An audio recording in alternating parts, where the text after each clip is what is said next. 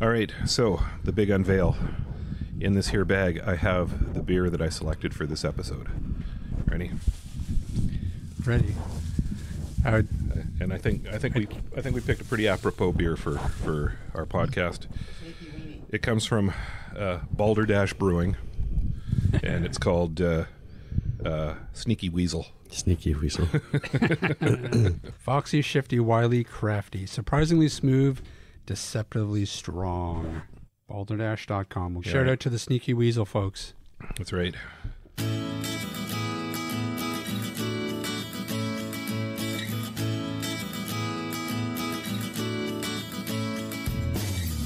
This is the AT Banter podcast, a balanced and entertaining look at assistive technology, accessibility, and its importance in people's lives.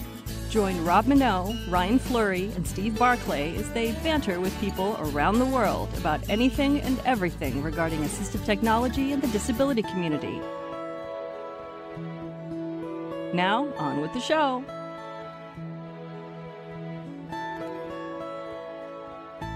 Hey, and welcome to another episode of AT Banter. Banter. Banter. Banter. Banter. You guys can't do better than that on our 2-year anniversary. That's it. 2 years? Didn't you hear that peppy intro? Come on, let's do it again. All right. This time with feeling. Yeah, 2 years this week. Hey, and welcome to yet another episode of AT Banter. Woo! Banter, banter, banter, banter, banter. Oh, we banter. even got cowbell. Banter. More cowbell. Banter. Yeah, and jingle sticks. And jingle sticks. Jingles. Yeah, where did we find jingle sticks I again? think Steve made them, I think. You made more, did you? We've been busy. I found the original recipe. It's all about what kind of zap strap you use. See, you notice that it's yellow, or it's Red and Christmas colored Very zap strap. Christmassy. That's right. Yeah. It's even better than the original design because I think those were just white. Hey, I am Rob Minot, and joining me today, Mr. Steve Barclay, Hello there.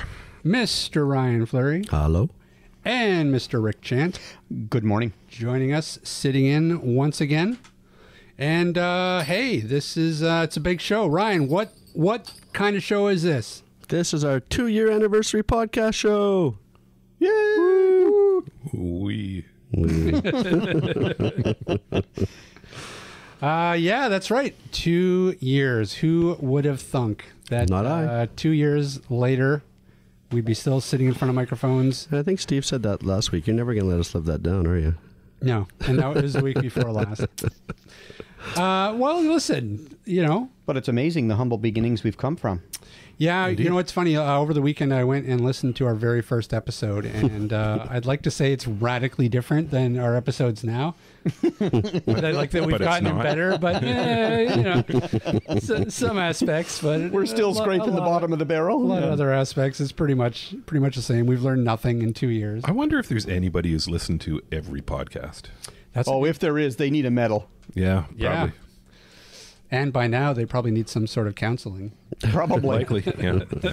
So we need to come up with an AT Banter podcast award. And we don't Oh, I like provide counseling. Yeah, that's right. We're Well, also bad counseling. we're also not insured, so don't sue us. So this episode, I don't know. We don't really have any solid plans. We don't have a guest. We don't even have too many news articles, although there's a couple things that I want to talk to you guys about. But in general, it's going to be a bit of a self-indulgent episode. I think we might just do some general talks about assistive technology and Sneaky Weasel episode. yeah, we have of course our beers. Oh, and, yeah. This is a drinking episode. Disclaimer. Yeah, It's that's only right. going downhill from here. Although Good day, A. in our defense, it is 11 o'clock in the morning on a Monday, so So the sun's not it's even not over going to the be as yardarm. bad as our first year episode where we recorded on a Saturday night and we got a little sloppy on that one. Little? It was a little sloppy. Okay. That was your I've- first one? No. That was our first year episode. was that Yeah, right? that's right. Yeah, I'll have to go back and listen I to it. vaguely remember going to dinner with you guys afterwards. We went to dinner afterwards? Yeah, we did. I think we went to another pub. Uh-oh. So, Not us. yeah. Say it isn't so. Imagine us at a pub. Huh. It is crazy. Okay, so what do you guys want to do? You want to talk about a couple news stories real quick before we dive into the celebration of nothing? What the hell? So what's the news? Let's see some news. This is an interesting one. I really don't know I think Steve, you sent this one in. I think. Oh yeah, Ford develops a car window that lets blind people see the view. Yeah. So I guess it's a prototype, and Ford is working on this window that they're calling Field of View. It's experimental technology, and it's using powerful LED lights to recreate the image and then passes vibrations through the glass of the window which creates a physical reaction, that creates a physical recreation of the surrounding landscape that the passenger can then feel by running their hands across the window. What happens when you go through a topless drive-through? A car wash. This is a good question. These are clearly things that Ford... Here we are, still tactile needs to porn work. again. Braille tactile porn. You scrub the window a little fast. You guys even haven't eaten beer yet, and we've already got full of edits already. Well, It's a legitimate question. I believe it is a legitimate question indeed. Well, fair enough. I mean, this is interesting. It's being developed by Ford Italy. Again, it's a prototype. They're just sort of playing with this technology. I don't know. It's not like it's coming to cars anytime soon. My question to you guys, though, this is interesting, but I don't know. Is it really all that useful? I don't know. It's one of those things I think you'd have to experience to actually understand and see how it works, feel how it works. I guess so. I mean, I guess for me, I just feel like it's neat and all, but is there anybody asking for this? Like, in terms of where we could put development dollars and research and development aids, I don't know. Is this high? Should this be high on the list? Well, the other thing is, as you're driving and these LEDs are changing, you're going to be feeling poles and parking meters and people and I just don't really understand really how it works and what the refresh rate is. Well, and what the you advantage? actually snap a still. Okay. Yeah, you snap a still and then you examine the still.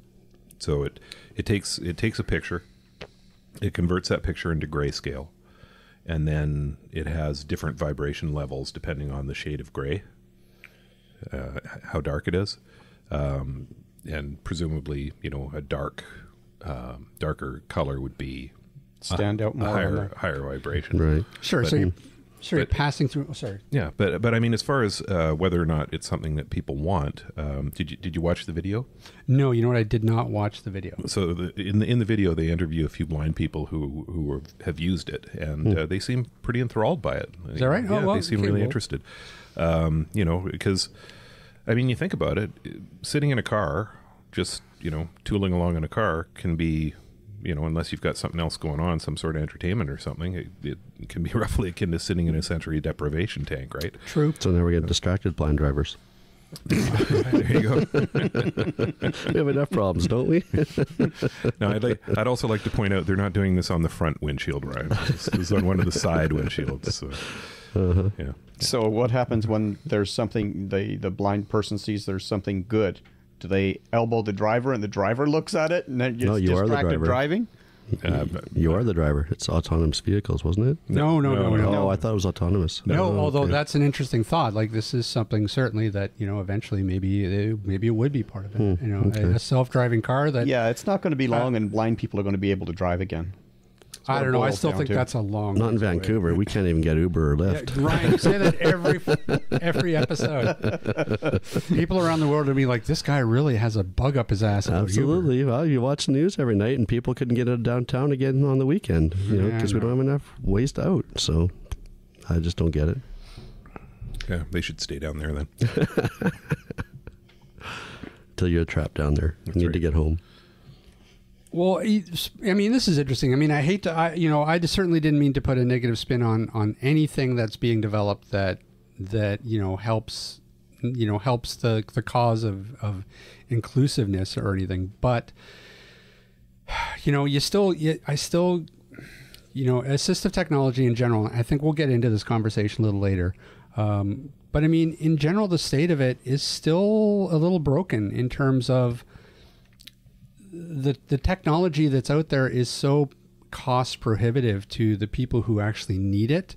There's still a real imbalance in the field that I think needs to be addressed. We really need to really work on the technology that drives the industry to try to make it more affordable for the demographic that actually requires it. That's true, but when you consider, and I'm not justifying it, so don't take this wrong, but when you're trying to recuperate your research and development costs, and you've got such a limited market, you've got to play one off against the other in order to be a profitable company. Yeah, absolutely. Yeah, but at the same time, you look at braille displays and braille embossers, that technology hasn't changed in 20 years. So the R&D should have been paid off by now, I would think. Well, I mean, a lot of times when you're talking about a device, you're not necessarily just paying for R&D. You're paying for things like, the molds that they have to do to create the outer shell. Right. The outsourcing. That in itself is a $250,000 venture for most companies who are going to produce a mass manufactured product. So, then, like Rick says, you got to balance it off against how many units you're going to sell in the lifetime of that product. And there's a lot of things that go into it. And, sure. So it's not just R&D. There's other development costs too. Yeah. No, again, I still don't think, braille displays and embossers should be $5,000. No, they probably shouldn't. Yeah, well, absolutely. I mean, that's kind of my take on it too. I mean, we and I said we were going to talk about this later, but I guess we'll talk it now. But that's exactly. He's only a third of a beer in. He's already dropping the F-bombs. That's right. And he was the first one. Listen, I'm the one that has to edit this. So I'll do what I want. It's going to be some bleeps. That's right. No, that's one of the examples that I thought of when I was thinking about this morning. Was in Braille in general. I mean, we're such advocates for Braille literacy, yet a lot of these electronic Braille devices are so expensive that a lot of times that the people that really need to use them, they can't actually buy them. They're how many times have we been at, or have you been at booths and conferences and stuff, and blind people love to come by the booth and look, but it's like they're window shopping. They're dreaming about the day that they're able to buy something like a note taker, because they really can't afford it. Yeah, that's true. And unless you're lucky enough to be in a province or a state that has some funding options available to you, a lot of times it's just at a reach. Yeah, absolutely. So that's what I see as the problem. I mean, assistive technology is amazing, and some of the technology that's driving this new generation of stuff like wearables and all these mobility aids, it's amazing. But the downside is that it's just so expensive to develop this stuff that it's not trickling down to the people who actually need it. The only place we're seeing headway being made with that is in innovation through new technologies. You look at devices like the Orbit or the Canute, where they're using a different Braille technology altogether. Those sorts of things are bringing the price down. But anything that's reliant on the traditional technology is not really moving anymore. And I wonder if they might have hit rock bottom as far as what they can do for pricing and still, remain competitive in the marketplace. Because, there hasn't been, there was for a while some downward movement on the pricing, largely through competition, but it hasn't moved much since then. Mm-hmm. So I don't think we're going to see that technology really drop anymore. It's going to be new tech that comes out that's going to do it.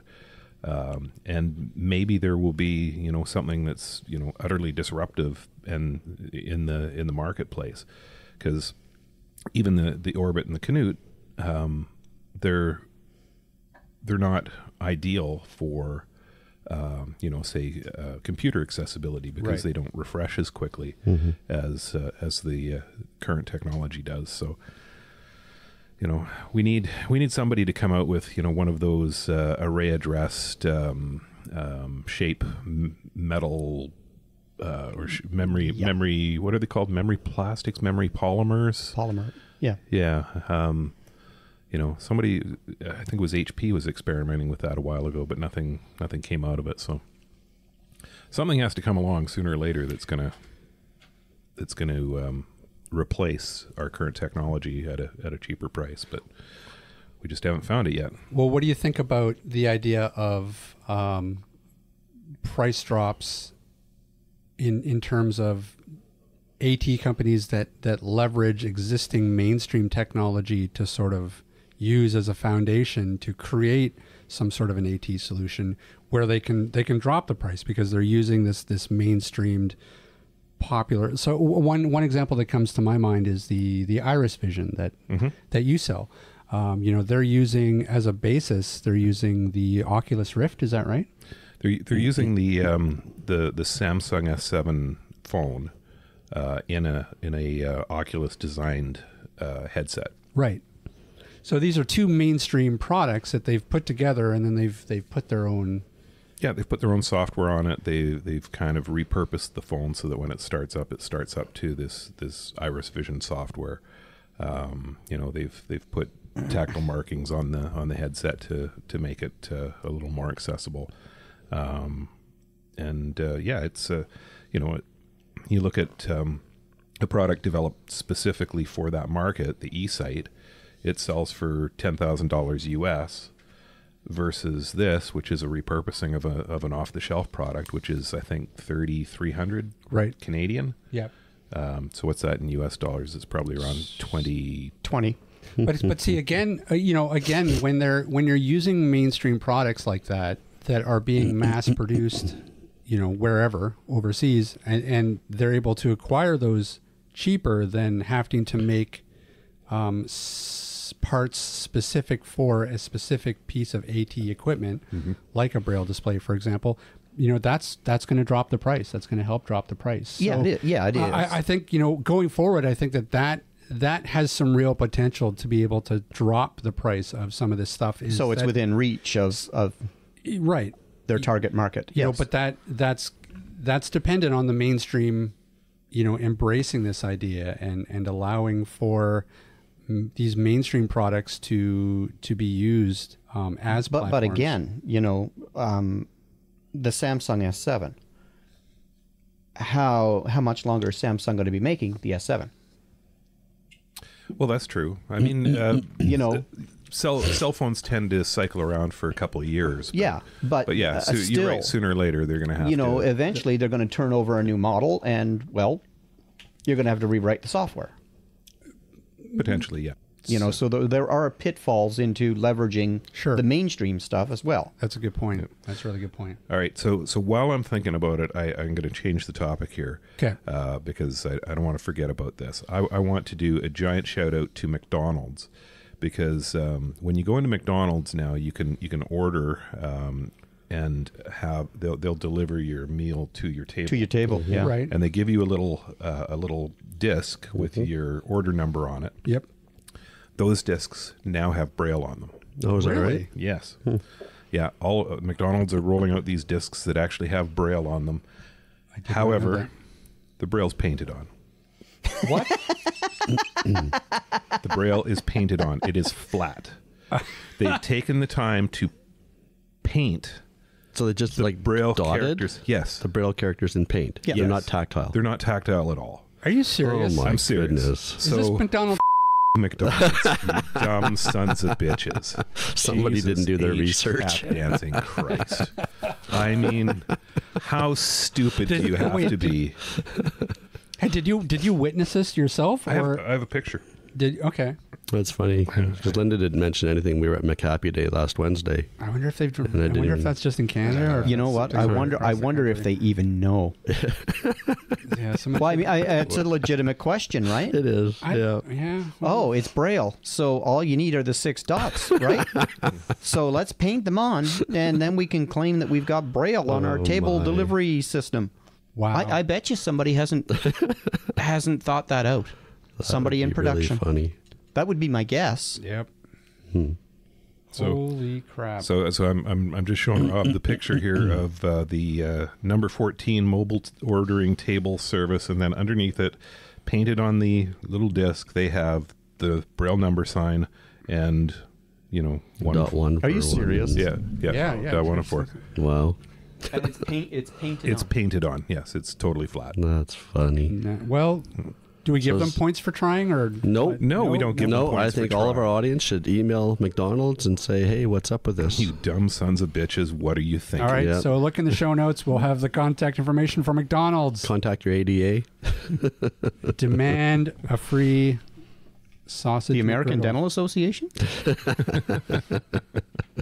You eat at McDonald's often enough, you might need it. Might. I think we should go over to McDonald's at lunch and see if we can complain. Maybe we can get a free lunch.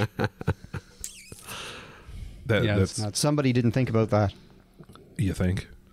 No, I mean that's somewhere That's just unbelievable. that's way up the line. Mm-hmm. Somebody's been given this project and thought that this would be a way to approach it and didn't do their homework. Or they put it out to bid and they said, we need you to put Braille on these discs. That's a And possibility. they went, oh, okay, yeah, we'll put Braille on those discs, no problem. Then they That's a got possibility. Then McDonald's got all the things and they were flat and so, well, you never specified they actually had to be lifted Braille. Wow. Whoops. Yeah, So then you need to hire somebody with a Dymo label maker. Exactly. yeah. that's right. Just go buy one at Staples. That's probably how they'd approach that, you know? Hey, here's another one that I wanted to talk to you guys about.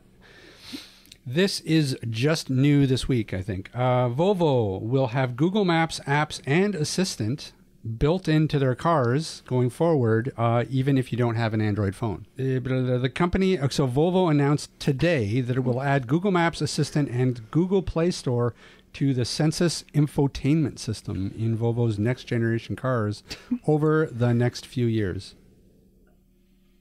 Yay. Yeah, that's exciting. You guys are making it easy.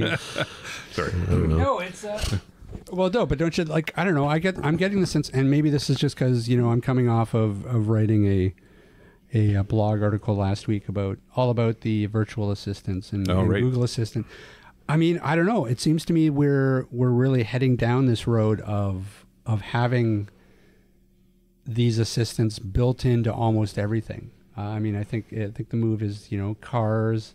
They already have earbuds, the Pixel Buds, right? They have Google Assistant built into them. Mm-hmm. Smart speakers. I just read an article. This is hilarious. Did you read about this article about, I forget what luggage company it was, but they had to discontinue their smart luggage because, of course, the airlines were refusing the luggage because they have batteries built into them. So you weren't able to actually use them as luggage because I obviously have Batteries can explode. And, right. Yeah, exactly. So they actually discontinued them and went back to the drawing board, I guess, because again, somebody in marketing didn't think that out. But no. So I mean, there is a real move to really. I think over the next 2 to 5 years, we're gonna really see one of these virtual assistants sort of take hold and sort of be lorded over all the other ones, and then that I think is going to be really start to be built into almost everything. And what strikes me as an interesting conversation would be, is that going too far? Is that when we have an AI assistant like that doing that much thinking for us as a society, is that going to be a good idea, or is that just going to make us lazy? Oh, there's definitely the potential for it to make us lazy. There's no question. I mean, I don't even know my wife's phone number anymore because I can go, okay, Google, call Jackie. Yeah, exactly. And it does. So you don't even have to get up to turn your lights on anymore. If you've got automation set up, you can just sit on the couch, turn your TV on, turn your lights on. Yeah. So we can all get fat and happy without getting off the Chesterfield, just having Google do everything. Well, it's probably not the voice assistants, though, that really are going to be the problem down the road. It's going to be when we actually have the physical assistants in the house. Right? Yeah, get me a beer. Yeah, exactly. Yeah, Hey? Get me a beer. Go make me a sandwich. Right. Can you cook us some chili while you're at it? Yeah. Then your personal assistant goes in and get you a sandwich, mister. Yeah, and then then it's just going to go. Then we're just going to have the robot rebellion. That's right. And it's Yeah. just gets good. Oh, hell, Light it's on just the gonna mail. go- Yeah. No, but seriously, Then they get the vote. Yeah. God damn it! It's going to be Blade Runner all over again. That's right. They'll be out in the streets burning their packaging. But no, it does like the idea that there's going to be an AI out there that, because every cycle we're seeing them improve these assistants. They're improving the AI that's built into them. They're making them more intuitive. They're making them more responsive in a quote human way. All in an effort to really, I think, place these in the center of our lives. And coming off of the whole Facebook controversy, where all this technology seemed really innocuous at first. Now down the road, almost 10 years, we're realizing, hey, wait a minute, maybe this is not such a good idea. And of course, by now, and we saw this, we saw The horses out of the barn. No. the horses out of the and people. This Cambridge Analytica scandal hit, and Facebook usage did not really take a hit at all because it's too ingrained in the society, right? And There's more to it than that, though, I think, because I believe that most people who use Facebook fully understand that they're essentially ceding their privacy to this organization, that they're, I think they're aware that whatever they post up to that platform ultimately becomes public. I don't think it really came as any surprise that their information got out, because our information has been getting out for years. I mean, look at how many freaking email lists you get on if you've just had an email for more than a year. All of a sudden, and you might have signed up for one or two things maybe, but you're getting crap from Nigerian scammers and all. And how do they even get your email address? Yeah. Where does it come from? Well, odds are they're either getting it from somebody else, or they're just starting to use combinations and seeing what sticks. that's right. Yeah, Yep. they're buying it from somewhere. They're buying probably. great honking lists, and they're infiltrating your email, and Yeah. that's just the reality of it. Well, did you hear Cambridge Analytica is actually closing its doors? Yeah, I saw that. Really? Yeah. Out of business. Yeah, it doesn't surprise me. But I mean, that being said, that is only part of the Facebook problem. Like, even the privacy, that's the problem that got all the publicity, of course. But there has been this growing movement of ex-Google employees and ex-Facebook employees that have been speaking out against the nature of Facebook itself, and like calling it like a dopamine closed loop and all that stuff. So I think that all in all, I think the implications of Facebook, the negative implications, is still being examined. Yeah. Well, look at the article. I read an article the other day that said it was a young woman had posted it, that Facebook, she had 600 apps that were all Facebook related. It's like, what are you, nuts? Is that all you do, is spend all your time on Facebook? It's not even that so much. When I went in and looked at my data, I had 34 apps that Facebook had used to sign me into stuff. And basically, every time you go to a website like Spotify or Pandora or whatever, and you click, sign in using Facebook, that now gets associated to your Facebook. So unless you go into your privacy in your apps and delete all that or turn all that off, all that data is still being accumulated out there with all these other apps. And there were apps in there I hadn't even heard of. But there were 34 of them that had my information. Yeah. Yeah. But to go back to your AI. You're right. At this stage in the game, the human intelligence is not real high. Right. Well, that's the scary thought, right? Well, that's exactly and it. you know it every time you look at Facebook. Yeah. Yeah. Or Twitter. Yeah. Well, just wait. Facebook is adding dating to their to their social media. But I mean, you have Really? to, you know, and I know you kind of say that, you still know, be able to poke people. South. No, it's seriously like I know it's, that's, you're saying that as a little bit of a tongue in cheek, but I mean, but it's true. But you have to wonder why that is, and I think that a lot of it has to do with people don't read anymore. People don't consume information the same way that they used to, and I don't think that getting fed information the way that we do these days necessarily facilitates critical thinking, and I can see that as being a problem, especially in the newer generations. In the younger generations, that's their formative years. They're not consuming information like we used to. No, they're on their digital devices from the age of 2. Right. And I think that the long-term impact of that is still yet to be felt. Oh, I think it's going to be detrimental. Yep. Well, it could very well be. And so going back to my point, I think that it's important to have these conversations with these new types of technology.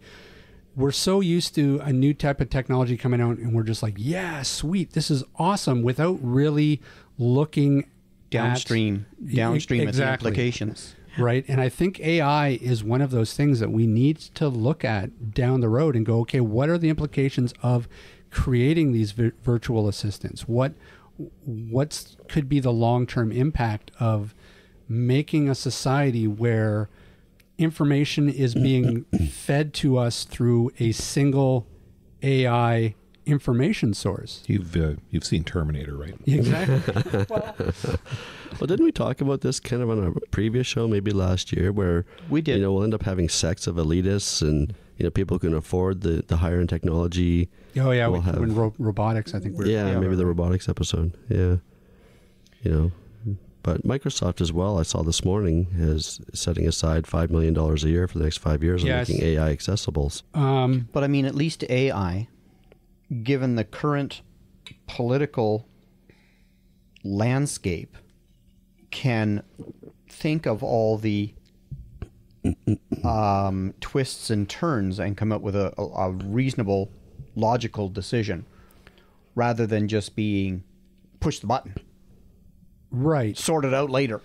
Yeah, but I guess for me, what I think about is that, if everybody's getting the same information from the same source, isn't that where we start to get altered? Certainly. But I mean, that's where we get into groupthink, right? If we're not thinking for ourselves, if you're not, reading something yourself, accessing that information, processing that information, and then critically thinking your way through to an opinion, and instead you're just getting one set of facts that everybody else is getting, and here's your opinion spit out to you. I don't know, that's Fox News. Yeah. You laugh, but I mean, good Lord, 10 years ago, would we have thought that the U.S. would have state-run television? No, probably not. It's scary. I mean, I think the biggest issue that I see with services like Facebook and Twitter is confirmation bias, because people tend to repost things that they tend to agree with or which fit their worldview. But it's so easy to repost that stuff without critically thinking about what you're posting, that there is a ton of misinformation that's out there. I mean, the Russian scandal for influencing the election, and all of these guys that they had creating fake news and propagating fake news to try and polarize the election in the United States, they on their own, they couldn't do anything. It took everybody else reposting that stuff to develop a critical mass to really make any kind of effect on that election. But you see.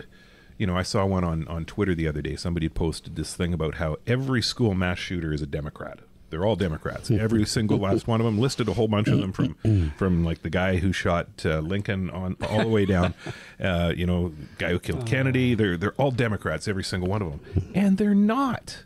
No. It is provably false that they're not. And in a lot of cases, like Oswald was a Marxist, for Christ's sakes. He wasn't a Democrat. He went to Russia, for goodness sakes, because he wanted to be a good communist.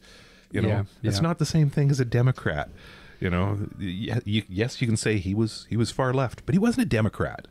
You know, people see stuff like that and they go, "Oh, Jesus, mass shooters are all Democrats." Bing, and they repost the thing. Well, now their friends have now seen that, and some of them are going to repost it, and some of them are going Right. to repost it. Yeah, It's that well- and so on thing, right? I mean, you can put anything out there if there's even a hint of it possibly being true. Yeah.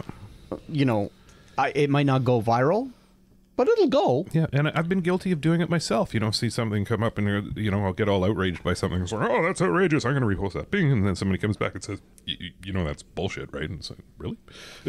Yeah, well, sure. I mean, and this is, you know, I see this is part of the problem. This is where AI becomes, I don't even know what the word for it would be, but like these algorithms that are running where you're getting fed the information that some piece of software, some neural, you know, AI net It's generating. thinks that you're going to be interested in. Yeah. And so puts you in this bubble, this, you know, this cognitive bubble that, Right. you know, here, you know, so you're only fed what feeds into your own narrative. Right. Without getting fed, you know, alternate views. Right. And that's dangerous. And I think that is part of the problem with this whole notion of tribalism that we're Well, I certainly think seeing it's in very the US. polarizing. Oh, Absolutely. And yeah, so, you know, it's a problem. You know, it's as a society, I think that it's something that, you know, even it's just a global society. I mean, because this is not something that's exclusive to North America, certainly. We need to have these discussions and figure out, wait, are these really a good idea? You know, have we sold our souls in a sense for technology? Ask Google. He'll tell you. Yeah. She'll tell you. Yeah. So, anyways, I thought that was interesting. So, you know, we went way Are we off the Volvo went topic? way off topic there, but yeah. So Our minds wander. but that's actually Senility. that is kind of what I wanted to. I mean, it's neat and all. I mean, I think that like, don't get me wrong. I love the Google Assistant. I love the fact that they're continuing to improve it. I think it has, you know, wide-ranging AT potential that's still being developed. So it's definitely an exciting time. I think, though, as people, we do need to be a little bit more cautious before we just go full hog and start, you know, embracing these technologies to the degree where they're just, you know, completely consume our lives. I agree, and it's easy for us to say as old fogies, but, you know, 20 years ago, using a cell phone, or 25 years ago, using a cell phone was expensive. Prohibitively so in some cases. Now, it's like $100 a month. You can talk to whoever in the hell you want, however long you want, wherever you want, for mere peanuts. Right. So, I mean, if you're marketing to the current generation of techno-savvy kids, there's no reeling it back in now. True. I think the bigger issue is, you know, we know that these personal assistants are listening to you all the time. They're looking for keywords and phrases, right? So if you're in your car and it's listening to you all the time, it's going to influence some of the advertising you get. Yeah. So anyways, that's a larger conversation. But, We had the larger conversation. Let's move on. all right, moving on. All right, here's a question for you guys. Blue. And you may or may not be prepared to answer this, but too bad. What was one of your standout episodes for the year? And if it helps, let's see. Ooh. The Christmas episode. Well, the Christmas episode's always a standout episode. He asked for my vote. That was my vote. You know, unboxing the prezzies. That's always good. So I guess I'll start. You start. Well, I thought the Blind Beginnings one was one of my favorites, just because I just think the world of Sean Marcellet and what she's done with that organization and the real power that organization, the message that they're sending, and the impact that they're having on the kids that they're working with on a regular basis. The fact that they're empowering them and making them feel like they're not limited to what other people think that they can do is an incredibly powerful message, especially with the younger generation. And that's what we need to really invoke change going forward in people's attitudes. Yeah, education, and like in terms of educating people outside of the community that, hey, you know what, blind people can do almost anything. So I think I really see that is really important work, and I was really fascinated to hear what she's doing, and both times that she was here, I mean, I'm stunned at the fact that the chance that she took in leaving her job and creating a nonprofit must have been incredibly scary, especially given the fact that she is also visually impaired. So I really enjoyed that show and really thought it was. I was happy to lend any sort of support that we can to her organization, and hopefully, what I hope is that people all over North America who listen to this podcast, can go back and listen to that episode and listen to what they're doing and maybe emulate that in their own communities, because I really see that's what's going to make the difference in the future. Yep, she's definitely doing some incredible work, and it would be nice to see what she does replicated in a lot more places. Yep. Mm-hmm. Now, the other episode that I would also pick would be Daniel Kish. Yeah. That was a fascinating conversation. And, it wasn't so much about his use of echolocation. I thought it really, the conversation that we sort of got into after we had talked to him about that, this idea of almost a cautionary tale about using technology too much, mm-hmm. and using it as a bit of a crutch when you could be using your own natural abilities to your own problem-solving skills, your own common sense. I thought it was an interesting counterpoint to generally, the driving points of this podcast. So I don't know. I found that conversation really fascinating, and I enjoyed sort of looking at the other side of it, in the sense that technology is great, but we ought to be careful in just how much we want to rely on it, especially when there are these natural abilities that we have that we could be using in lieu of that. This is a technology podcast, Rob. You're fired. I know. So far, we've been very anti-technology in this episode, but it raises some interesting questions, and I think we got to be careful. Technology is getting to the point where it's changing so fast that if we change too fast and implement too much, we may open Pandora's box. And 2 years from now, Rob will be found on the side of a mountain in a cabin with a tinfoil hat on, with a 24-year-old and a That's right. Yeah, I wish pot of Viagra. I'll head to the woods now for a 24. Yeah. Well, I'll survive Skynet's nuclear blasts. And we can hope. All right. So, thoughts? Anybody else have anything that springs to mind in terms of conversations or episodes that you guys really liked? No, I think for me, I don't have one in particular episode. I've been, I guess, I don't know what the word is. I've been happy to be able to get a lot of the guests that we've had on in the past year, like Autism on the Seas. David McDonald talking about web accessibility. Okay, actually, hold on one sec before you go on. I would just like to go on the record right here. It's our anniversary show. Ryan, you are doing an incredible job with booking the guests. Oh yeah, you've been working hard. There's never been a week where we have had a hole and that we haven't been able to get somebody. So good work, buddy. Wow, this is recorded. I'm impressed. Thank you. Edit. No, I've got the original. That's Rick Blunt smoking his ass. Yeah. Thank you. All right, sorry, go on. No, I was just going to say, we've had a lot of impressive guests over the past year. People that have something to say that I personally would never have thought of looking up, like Autism on the Seas, like Inclusio, the accessible apartment building. Yep. and just some of the detail and depth they go into in making their homes accessible or their services accessible has been really impressive to me. So I'm just really happy to have the people on we've had, and I look forward to this coming year.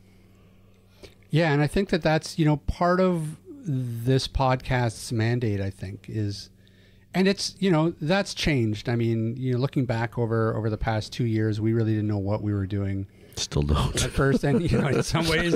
still reaching out to anybody who'll come on the show. Still don't, but I mean, in a lot of cases, I think our goals have always been to educate, to let people know in the community of maybe an app that they didn't know of, or a service that they didn't know about, or somebody's story that maybe somebody somewhere can get something out of. Yeah, there's enough technology podcasts out there if that's what you're looking for, and that's not what we've ended up being, and I'm happy about that. Yeah, me too. Yeah, I'm glad we're more than just tech. Yeah. So. Yeah, I honestly don't think we would have lasted if we were just doing tech. Yeah. Sure. I mean, how many? Well, I mean, and not to discount the tech. Not at all. Podcasts. I listen that to them all the there. time. Yeah. They do an incredible job. Yeah. And I don't even know how they do it. How they manage to come up with weekly, bi-monthly shows. Completely, doing unboxings and digging right into all the different features of all the different products. They do an incredible job. It's just, it's not what our forte is, I don't think. Can you imagine if we were doing nothing but interviewing technology? Okay, our guest today is going to be a accent essay synthesizer. Accent ready. How are you? Accent ready. Well, thanks for coming on the show. That's been great. Okay.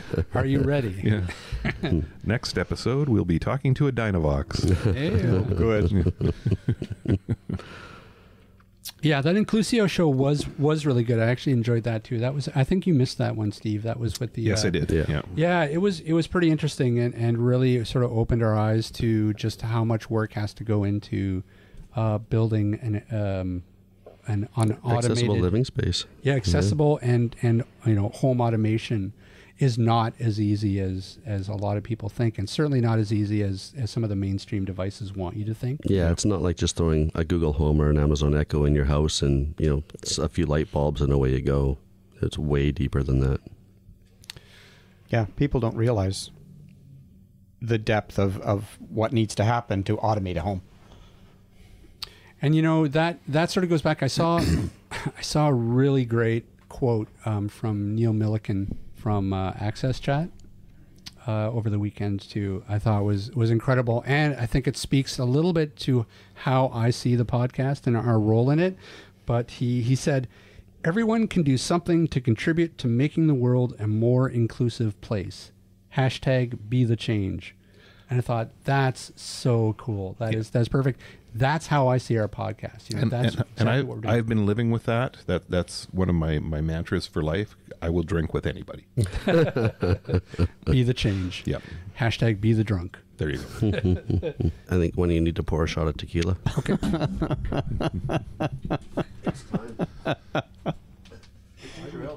Why would we pause for that? Okay. We're gonna keep rolling. You never know. We might end up talking about something interesting. On the table, about 9 o'clock, 3 o'clock from your South. looking for. South. East. West. West. West. What are you looking? No, wrong table. Wrong table. Side table. Yeah. Towards me. No, I was down on the wondering what he was table. doing. The other south. Right there, you got your thumb in it. All right. So that means we're pausing while we prepared For station identification. for our. Well, hold on. Ryan's fallen in the corner. No, I'm good. Just had to get my mic back in front of my face. So we had to pause. We have to do our obligatory shot for the 2nd year anniversary. Yes, we'd like podcast. we'd like to thank our unofficial sponsor, Tarantula Azul Tequila. That's right. Unofficial sponsor. Thank you. I think maybe they need to step up to the plate. Sneaky Weasel. There's citrus sweetness. All right, everybody. Wait, don't drink that yet. We I'm got a not. toast. I'm waiting. Do a toast, A Steve. toast. Oh, sure. Put me on the spot. To the Winnipeg Jets, who may be able to knock off the San Jose Sharks tonight. By the time this episode is actually posted, it'll be in the history books, whether they have or have not. But go Jets. Okay, that's a terrible toast, but all right, whatever. All right. Hang on. I can do better. To absent friends. Or sorry, it's not even the San Jose Sharks. It's Nashville. They're playing. Okay.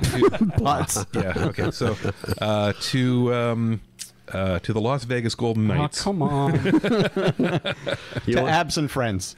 To absent friends. Absent friends. All right. Who's absent? You don't know that. Oh.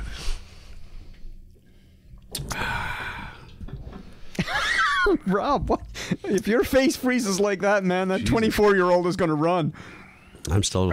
Well, we're hoping to go back to Alberta on Thanksgiving. I'm hoping to find the strawberry tarantula. Thanksgiving? Yeah, I look for it every they have time I'm there. strawberry? I know. Yeah, they have strawberry. I've never been able to find it damn. though. Yeah, like you think this is good.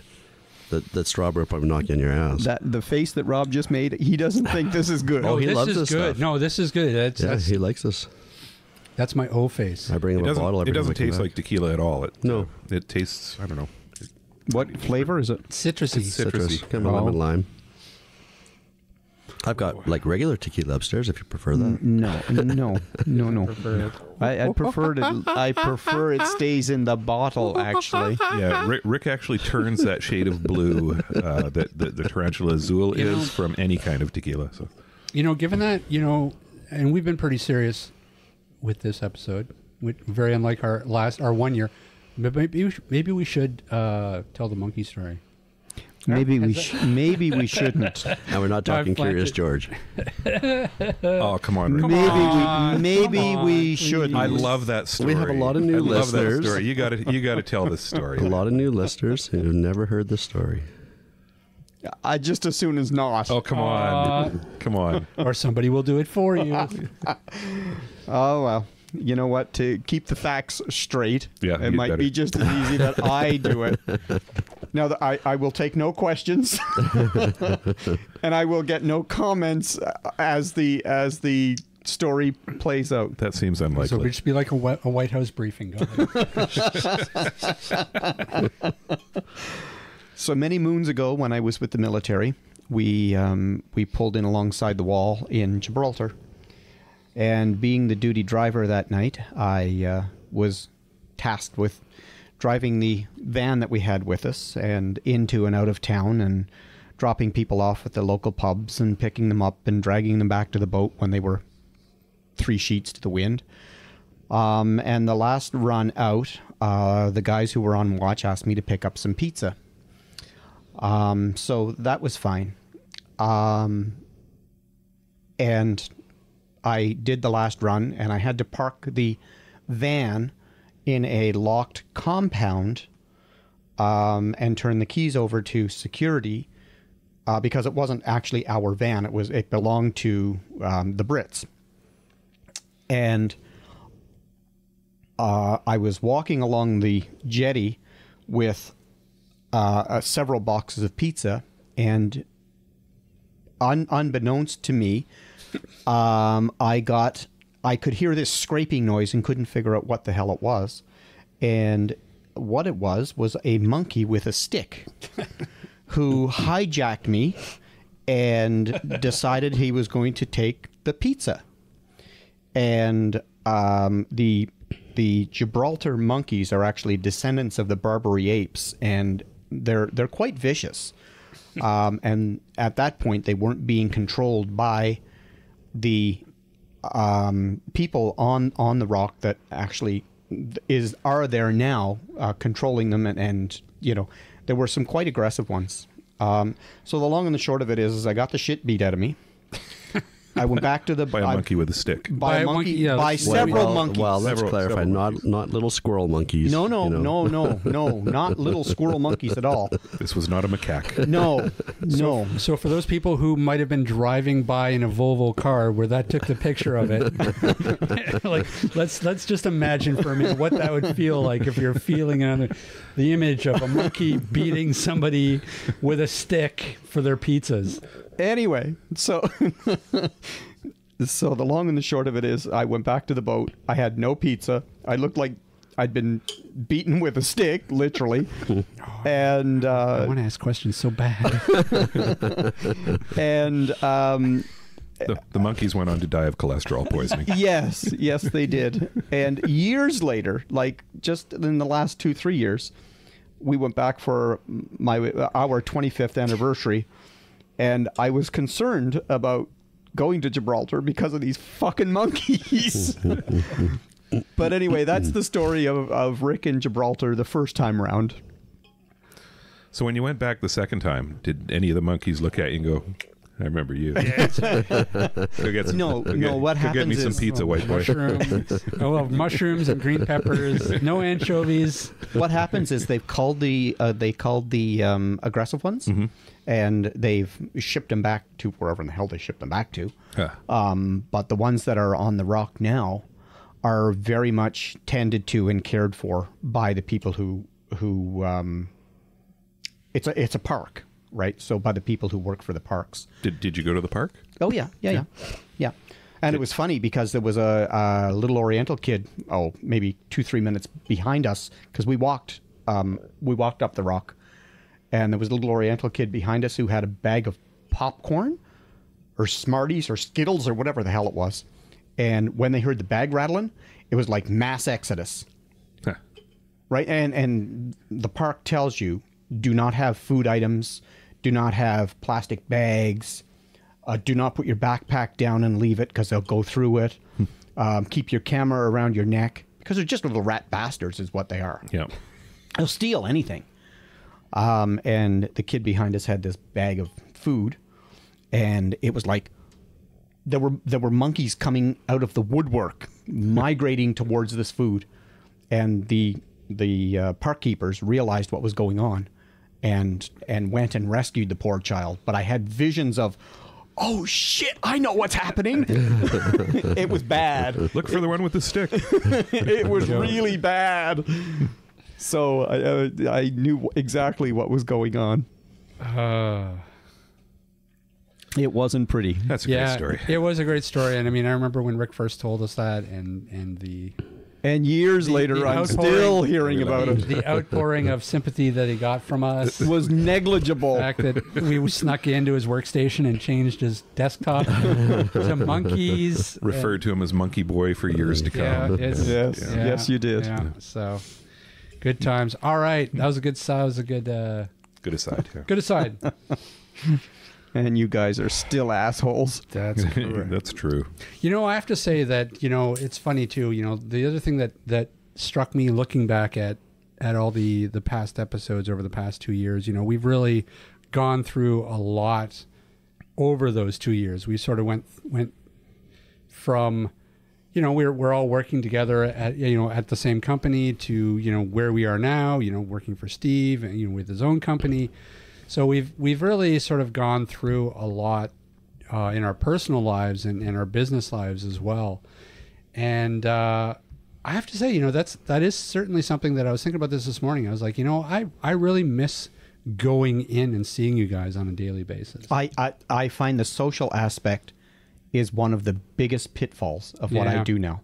Yeah, it really is. And I mean, for the three of us, it's not so bad because we at least see each other for the podcast once a week. Yeah, plus we have social skills. Rick has he's starting from a lower point, so if he's losing social skills on top of where he's at now, holy shit.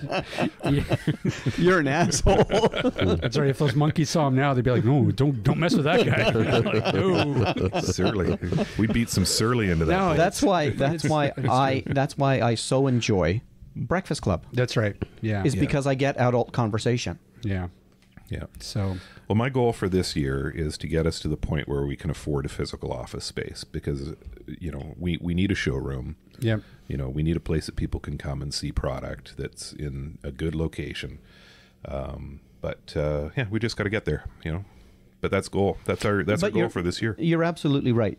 Over the course of the last, call it 3.5 years, 4 years,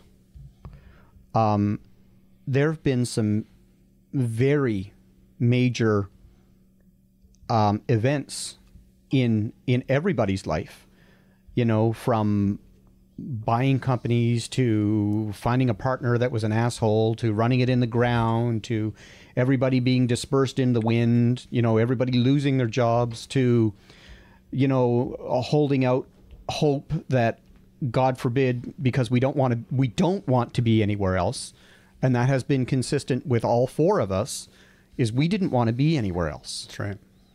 You know, we wanted to be together, and we're stronger together than we are apart. And, you know, then Steve spinning up to a new company and me spinning up to a new company. And then, you know, we're in cahoots together, doing referrals back and forth to each other. And it just feels really good to know that that core is still solid and it's still intact. And, you know, we're still an entity as much as we were. So not much has changed there other than what it looks like on the surface. Below the surface, we're still the same group of people. Well, you know, and that's interesting too, because, you know, that year that we were sort of adrift, you know, it led to some real soul searching, at least on my part. Oh, on all of our parts, I'm sure. You know, and, you know, the assistive technology field was really something that for the first time, I really realized how important it was to me. You know, having worked in that field for 15 years, you know, I think that even late in the game, like, I kind of still felt separated from it. Like, I remember when I first started at Aroga Technologies, learning about assistive technology, because, you know, I had no clue that any of this stuff was out there. I was like most people, like, you know, I had no idea until it enters your life. You don't realize what kind of equipment is out there. And so that was a real eye opener. And even though, you know, I you know, did all the marketing for Aroga, I think I still felt a little bit of a degree of separation. I still didn't really understand all the terminology. I didn't understand exactly how all the equipment worked. I mean, I was sort of just, you know, making brochures, you know, doing the website and stuff. And it wasn't until I think that, you know, late in the game, after the takeover, that I really, and actually, to be honest, when we started doing the podcast, that I really started to go to the next level in terms of learning about the different technology that's out there and seeing the impact that it has on everyday people's lives. That really took hold to me. And when I was faced with the idea of maybe going and doing something else in a different field, I didn't want to do it. Like, I was just like, I just don't want to work outside this field. Yeah, it really does get into you, who you are, like the very fabric of who you are. Absolutely. I mean, and I was doing a little bit of soul searching a while ago while I was thinking about this particular episode, in fact, that, you know, it really did change who I was, because it really does change how you see people, because no longer do you see people by their limitations, but you see people as just people. Like, you know, you humanize people. I don't know how to say this without potentially being inflammatory, but you see people with disabilities as people first, and not being identified through their disability. Right. And right. I think that's what a lot of mainstream society does when they don't have experience with people with disabilities. Absolutely. They do see the disability first, and that's, you know, obviously something that societally we need to change. But yeah, you know, it would be nice to say that you know, we were more enlightened when we started this than maybe the average Joe, but I don't think we really were. We weren't. I certainly wasn't. We learned it along the way, and yeah. I wonder how we translate that into how can we expand that out to more people? We should do like a podcast or something. You know what? I've been doing this job coming on to 24 and a half years now. And the first 4 or 5 years, I specifically remember the interview that Bob and Barb and you and we all did together. And God, she was scary. Yes. I remember my interview too. Hi, Barb. And Bobby Lane and Barb. I think Steve was probably in there too. And you know, I had just gotten back. I was overseas, and I was looking for a job. And Steve said, you know, come and at least interview for this. And we all sat down, and I said, you know what? I really don't want to do assistive technology. I want to actually stay mainstream computer. And I said, I'll give you 3 years. It's not going to, mainstream computing is not going to take off on me in 3 years. I'll give you 3 years, and then, I'll reevaluate then. And Bob looked at me and he said, you know what? I need at least a 5-year commitment from you, because stuff in this industry changes fairly slow, and you're not going to be of any value to me for at least 3 years. And for me to put money into training you and getting you up to speed, I would see no return. I chewed that over for 4 or 5 days, and eventually I came back and I said, yeah, sure, okay, but I'm starting after Christmas because I would like to have Christmas holidays with my family. So that was that. But I don't think over the next 10 years, 8 years, 5 years came and went, and it's like, well, I'm actually having fun, so I'll stay. And I was meeting all kinds of cool people. But I think I plateaued about year 7 or 8 in my mind. And then somebody came into my life which absolutely turned me on my head.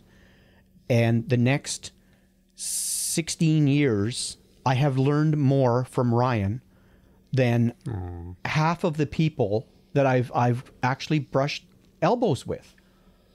I had never guided somebody. I had never thought about Braille menus or alternative format menus.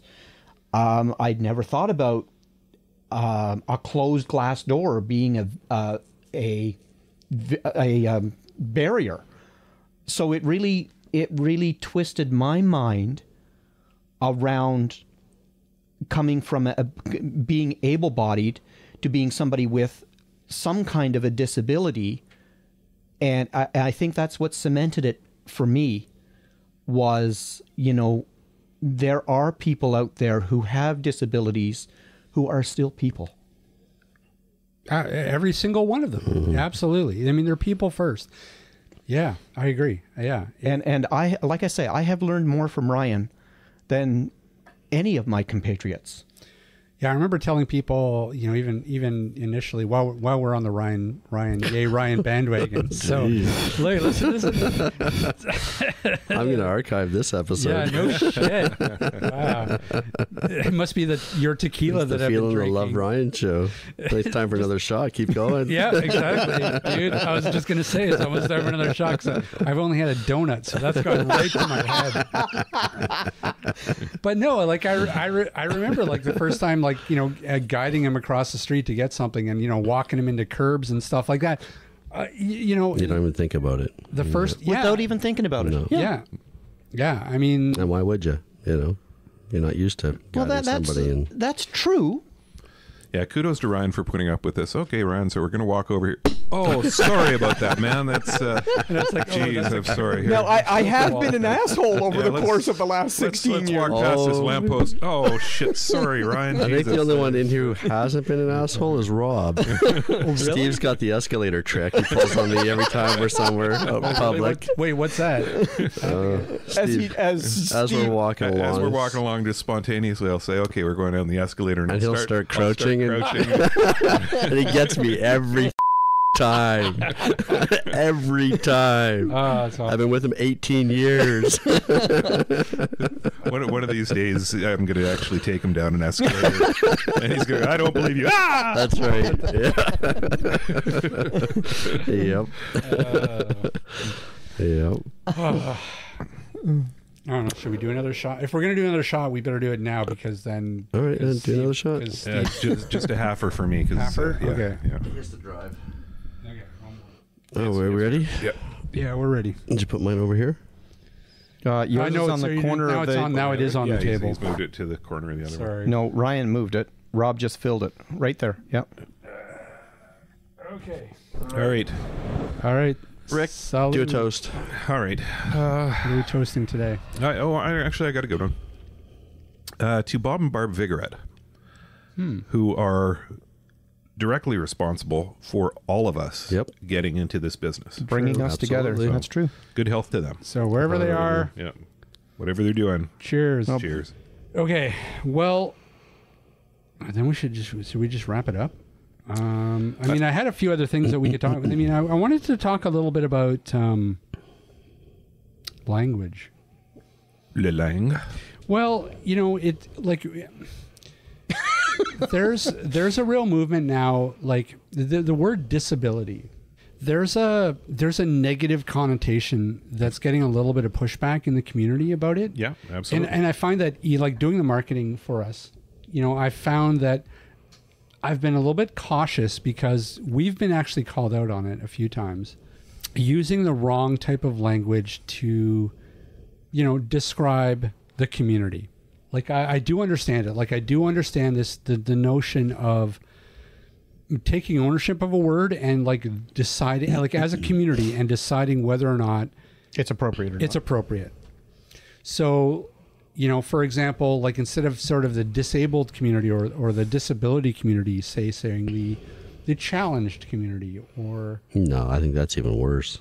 it's the differently abled it's tricky. community? Well, It's tricky, and I think we've I'm gotten of two so minds of it. politically correct in Well, society. politically correct in society that you're not going to please everyone all the time. It's true. It's true. But I mean, like even politically correct though. I mean, like I remember when politically correct first became a term that had some relevance, which was in the 90s. Like there was a real pushback against political. Attaboy. I've had some shots. Shut up. But Time for third. Let me distill this down for you, because you've apparently taken the distillation down already.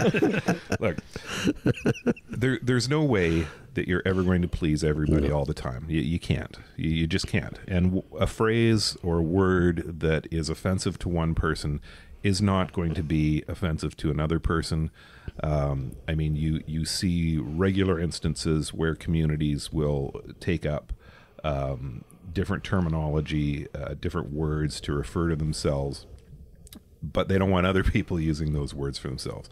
Prime example, in the blindness community, there are people out there who refer to themselves as blinkies, or at least there used to be. Maybe they don't do it anymore, but there are ones I'm out there. blind. I'm not visually impaired. Yeah. My vision is not impaired. It is gone. Right. It's I'm like blind. the deaf and hard of hearing, right? Yeah. You don't tell a deaf person that they're hard of hearing. They're not hard of hearing. They're They don't- deaf. They don't have no frickin' hearing. Right. They are deaf, and they identify as a community. Mm-hmm. And, you know, we are going to make gaffes sooner or later. We're going to, you know, because, well, for starters, we drink and we're idiots.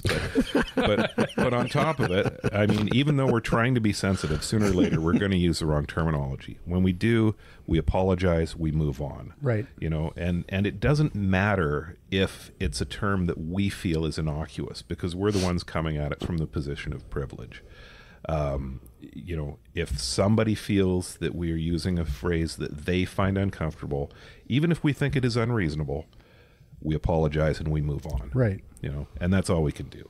Well, and that's the trickiness of the English language. You know, like I don't know how many times I've been watching TV or seen an article online that talks about, you know, this new product is accessible. Yeah. Accessible is such a generic term. Yeah. It really doesn't mean anything anymore. Well, I mean, and you know, the core of it is that words don't have meaning; they have usages, right? So, and those can change. And what dictates that is the community that those words pertain to. So, you know, it like I agree. Like there are plenty of communities that have taken a word that was previously derogatory, say, and they've owned it. They've said, you know what, this is our word now. We're going to use this word, but you can't use this word. And, you know, and so the gay community certainly have words like that. Minorities have words like that.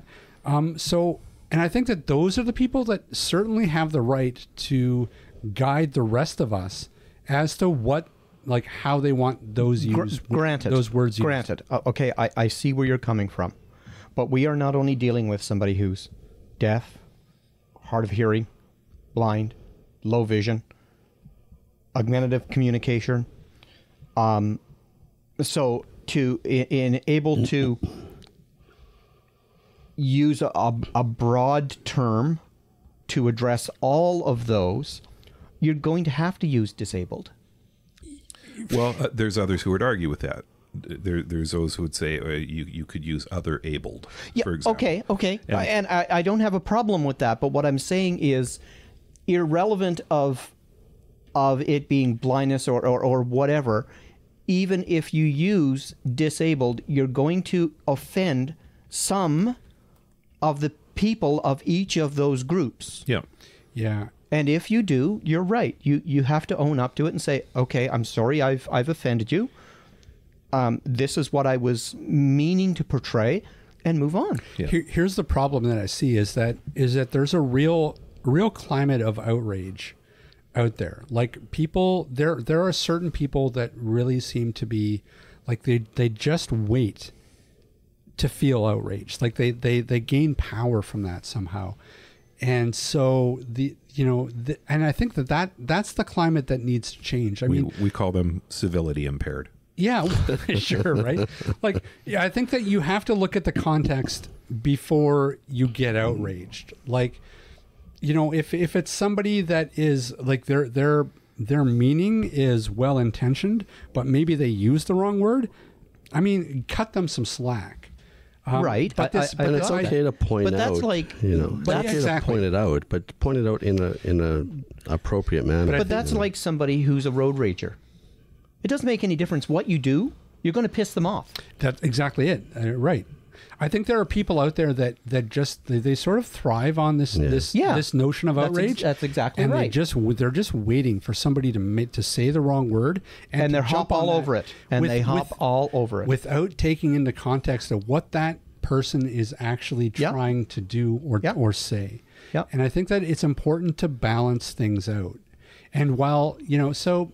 I don't know, because really at the end of the day, you don't want to encourage people to not talk about these things, because especially in the disability community, the conversation is important. We want to bring these topics to light.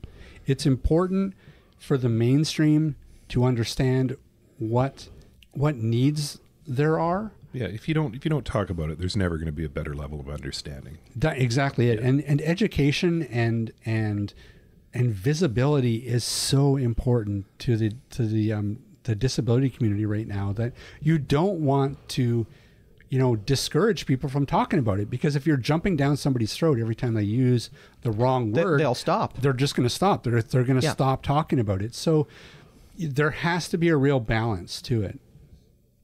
Yep. Absolutely. So, and it's funny you should mention this, because I've had this idea percolating around in the back of my head. You remember, I might have told you this. And you needed some tequila to bring it forward. Probably. Clearly. You remember I talked about Chant and her kids doing a skit about what not to do with blind people? Right. And I still do want to get her kids to perform that in real life situations and videotape it and turn it into a video about what not to do with blind people. That's actually a great idea. But let's talk about that more off mic. I would love to do that for other types of disability as well, because people in wheelchair have people who come up behind them and grab their wheelchair and start driving them places. Every disability has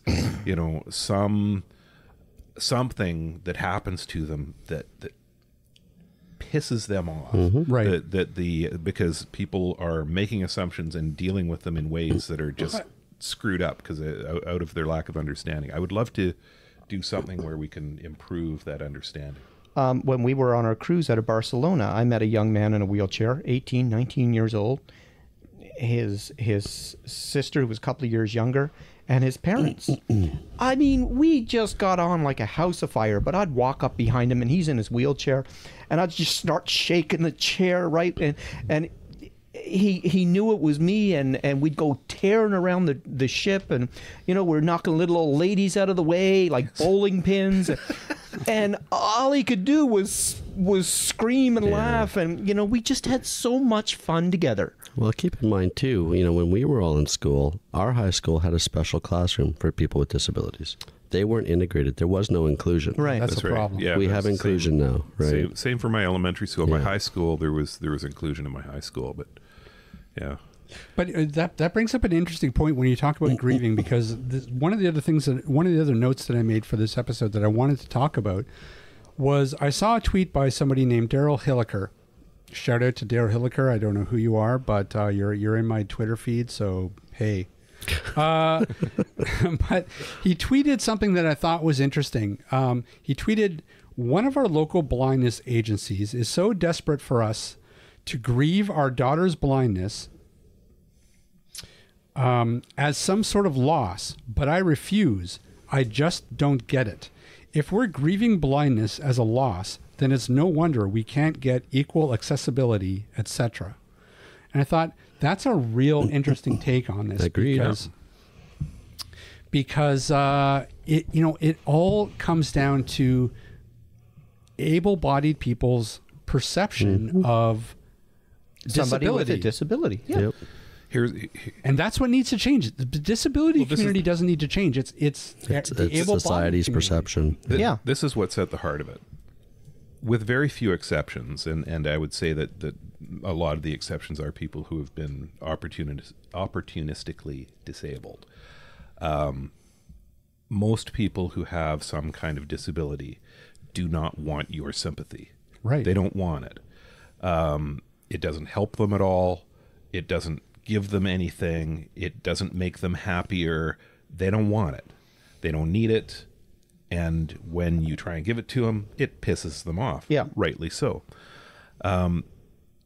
So our default condition in the able-bodied community, I really hate that word.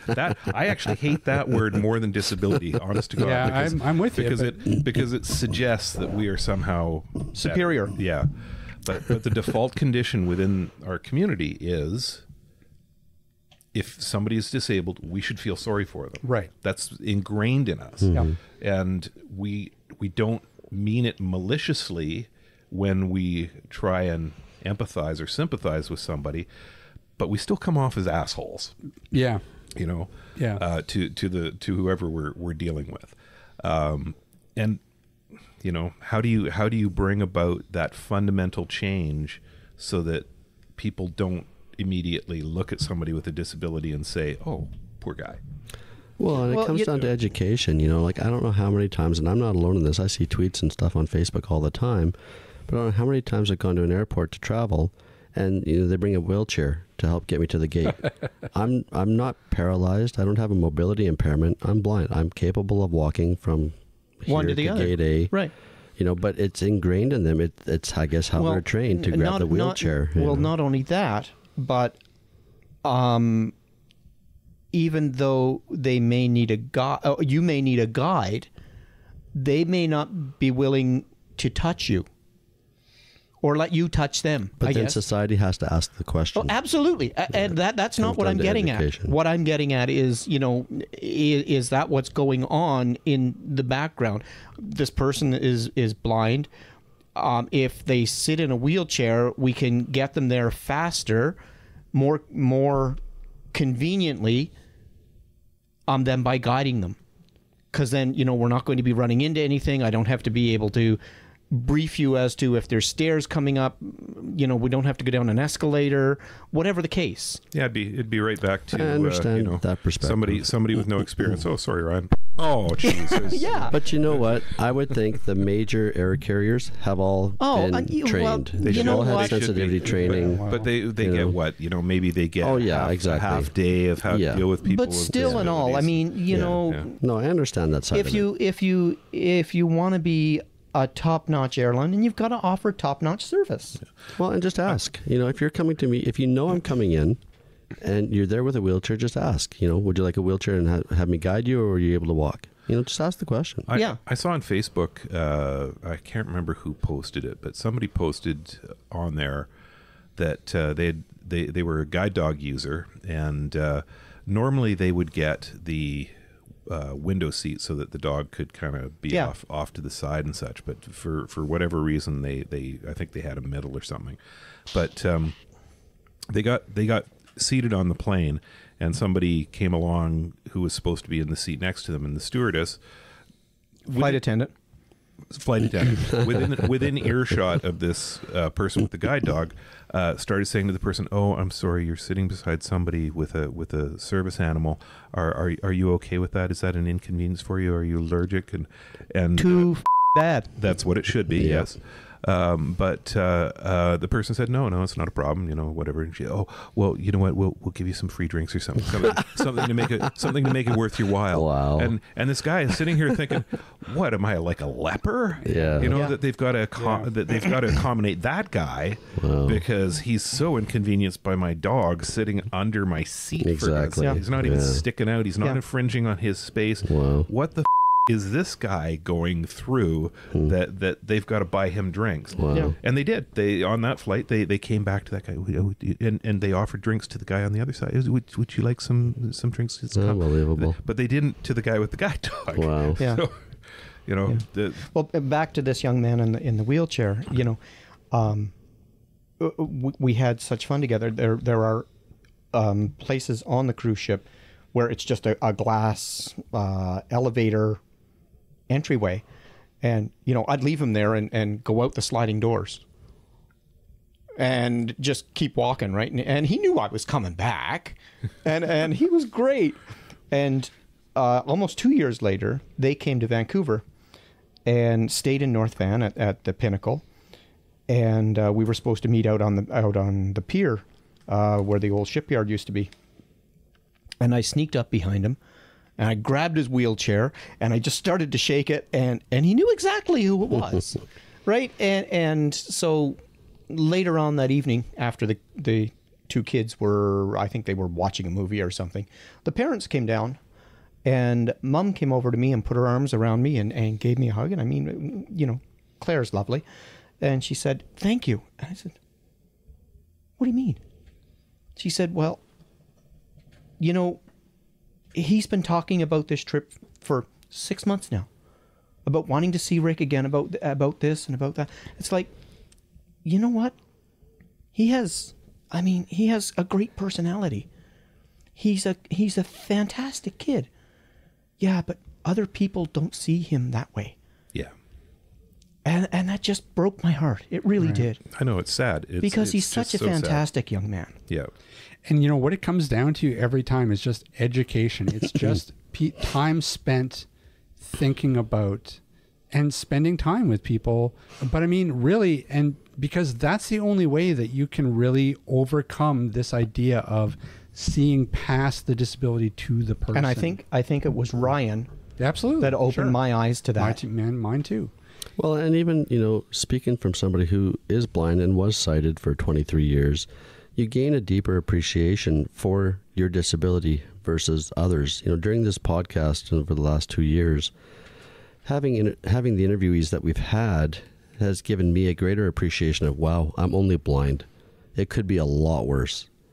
And, it's all about personality. It's all about attitude. It's what you do with your life that makes all the difference in the world. So, like Rick says, this kid may have had a disability, but he had the attitude, he had the personality. He was a great kid. He didn't dwell on his disability. He just lived life the way he knew how. So, absolutely. And I mean, this opens the door to a huge conversation that we don't have time for, because both Rick and Steve are like pointing at their wrists going, "Time, dude. We gotta go. We gotta do." Listen, fascinating discussion. This shows me, what we should do in the year coming forward. We should do more shows where we just do this, where we just sort of freeform and just talk about different things, because I think that the last half of this show has been the best half. Yeah. Well, yeah, because there was tequila before. That's true. That's true. I'll give you that. If we'd started the tequila at the first half, we would have been good by the quarter point. No, we should do that, Ryan. I'll talk to Ryan. We'll. But it's been a more meaningful second half. How's that? It's been more philosophical. Yeah. Okay. For sure. This is good.